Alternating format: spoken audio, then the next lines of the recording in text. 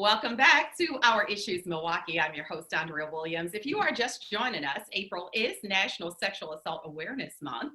Sexual assault refers to unwanted sexual contact without consent.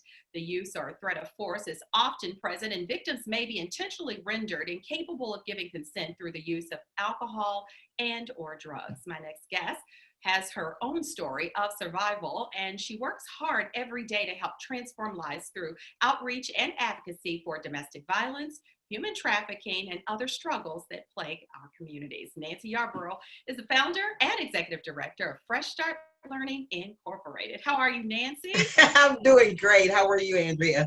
I'm doing absolutely wonderful, and I thank you for joining us today. You look wonderful. Hey, new hair, new do, new attitude. So what we want to do just right off the bat is have you tell us more about Fresh Start Learning Incorporated and some of the ways you actually are able to help make a difference in the lives of those who are survivors. You know, Fresh Start Learning's whole foundation is built on three principles, and one of those is outreach and advocacy, meeting people where they are through harm reduction. The other part is awareness and prevention, where we go in to court-ordered facilities to help those that have been sexually assaulted or exploited or facing drug addiction or life traumas to get back on the road of healing. The other part is our provisional respite care, which is Humble Beginnings, our drop-in location to help women come in off the streets for a laundry day or for shower hours, or just to be able to utilize the phone or for something that keeps them safe for that moment.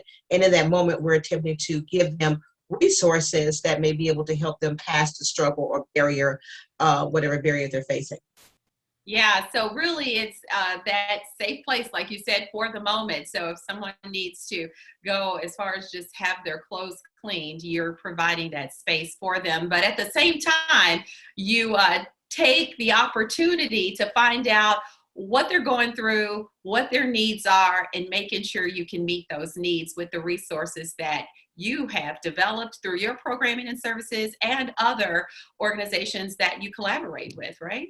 Absolutely. Our model has always been stronger together because we realize that it takes a whole village and the village beyond the village to help those that have went through some kind of life trauma, especially sexual assault.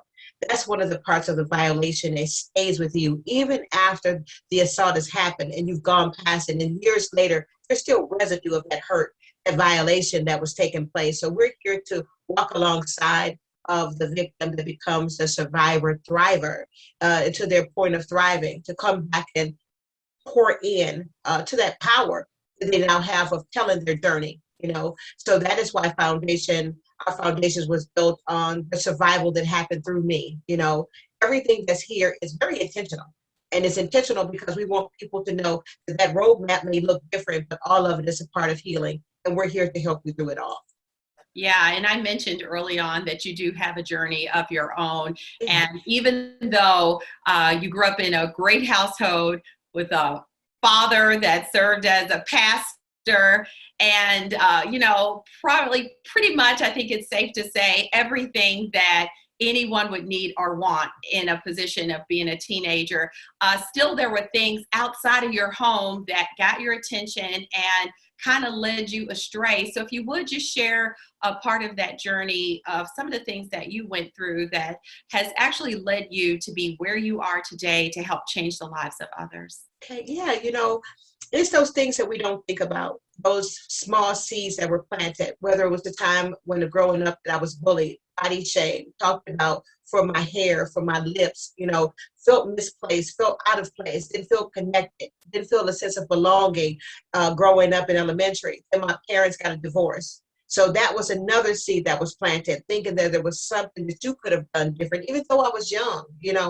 that part of it. Then my brother becoming the man of the house, and he's not knowing how to be a man of a house because he's a kid himself. So he was left there with me a lot to help me with homework, which he didn't do. My big sister did that. So all of those things, when the structure is broken, and then the sexual contact with people that I knew, and my first sexual experience being raped by somebody that I knew, unwanted touches, sexual violation, all those play a big role. Even though you have all of that love in the home from your parents, it's just all of those outside entities that play a big part on who you think you are and who you become, So I'm very grateful on this side of it. As an activist, I can certainly talk about how to get through some of those hurdles.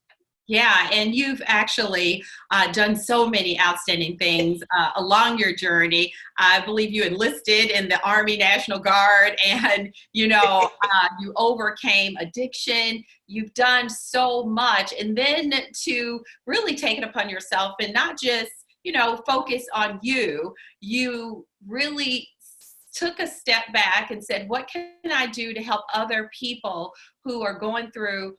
Are feeling what I felt, during those times. And that's where your organization came about. And it goes without saying, the work that you have done and continue to do really does make a difference in this community. So you've actually written several books, and I want you to talk about your book, The Exodus. And everybody at home can't see your shirt, but it's absolutely gorgeous. It's all blinged up, and it promotes that book. And you also have a journal that goes along with that. Yeah, correct. So what we wanted to do was make sure when I'm talking about those pivotal points in my life, we want to realize the book, the name, the title, the Exodus is the wilderness moments that you go through in your life. It doesn't necessarily have to be the same type of trauma that I've gone through. That's why that companion journal is so important. Because after you read my journey, there's a time that's a reflection time that gives you an opportunity to say what happened in your life at these pivotal points. What are some of the things that you went through? What are some of the things that you still wish that you could change in your life? It helps them to discover that now they're on their road out as well. So I've had many people take a look at the book and have their own personal revelation because of it. Food addiction, drug addiction, alcoholism, divorce, new marriage, overeating, those kind of things. So we just want to make sure that we are allowing people to understand some of what this book means is a curriculum. And we do have curriculum opportunities for those that are 11 to 17 that we can get involved. We have curriculum set up for those that are 18 and over that need to put the pieces of their life back together through the book and the journal. Mm-hmm. I love that, because you're saying it doesn't just deal with that specific subject matter, but it's so across the board that people can kind of relate in so many different ways. So how can someone get their hands on the book and or the journal? Well, they can certainly give us a call at 414-800-6269. That's 414-800-6269. And then you can go to my Equity store. It's Nancy-theexodus.com, Nancy-theexodus.com. So we would love to be able to support the efforts of somebody that may be going through the struggle and you don't have the funds to buy the book. We certainly will pay it forward as well. We don't want that to be a limitation. I love that. So when it comes to human trafficking, Milwaukee has quite a reputation. It's referred to as the Harvard of pimping. So I just am interested in knowing how are you fueled in shutting down that whole stereotype or tagline that has unfortunately come with our city. How are you just fueled on a daily basis to put a stop to what's going on out there in the streets, not just in the city, but also in the suburbs, in rural communities as well? It's everywhere. So talk a little bit about that. Awareness and prevention is huge, right? What you don't know can hurt you, and what you do know can save you. So what we do is go out to the street where there is a high volume of those that are pulled in, and we have what's called the purposeful purse.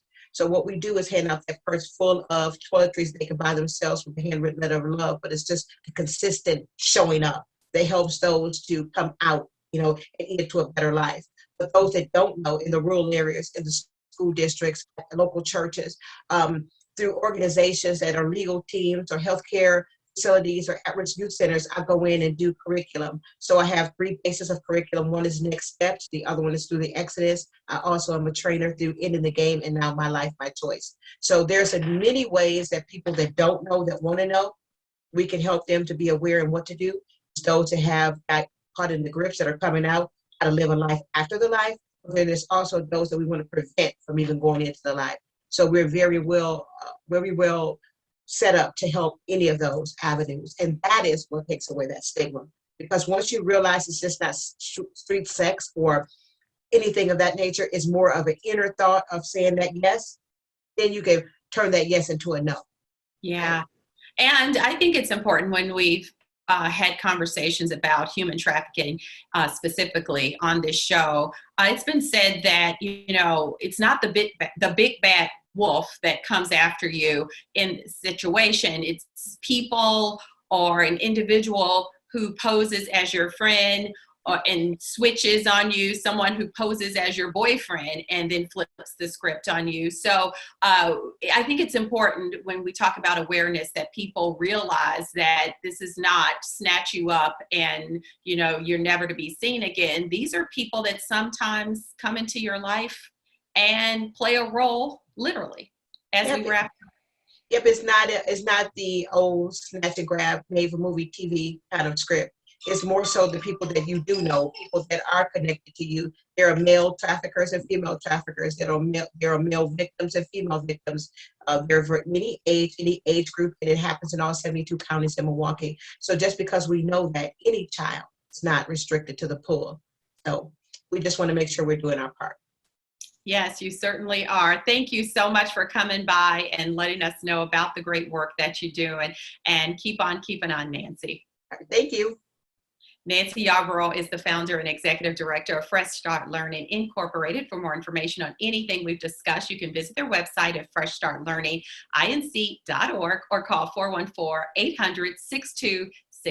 That is going to do it for today's show. I'm your host, Andrea Williams, as always. Thank you for watching, and I do hope you join us again next week as we take another look at our issues in Milwaukee. Have a great day.